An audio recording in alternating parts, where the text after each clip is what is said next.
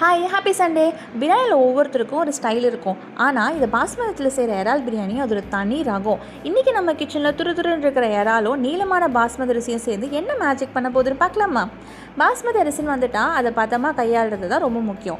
அரிசி உடையாமல் இருக்க 20 நிமிஷம் நல்லா ஊற வச்சிடலாம். அதுக்குள்ளே நம்ம மசாலாவை நல்லா நெய்யில் வதக்கி ரெடி பண்ணி வச்சிடலாம். இப்போது நல்ல பெரிய ப்ரான்ஸை இந்த மசாலாவோடு நல்லா சேர்த்து வதக்கும் போதும் இறாலேருந்து வர அந்த ஃப்ளேவர் அப்படியே மசாலாவில் இறங்கிடும். ப்ரான் ரப்பர் ஆகாமல் இருக்க சரியான இடத்துல தண்ணி ஊற்றுறது தான் நம்ம லிட்டில் ரொட்டினோட ஸ்பெஷல்.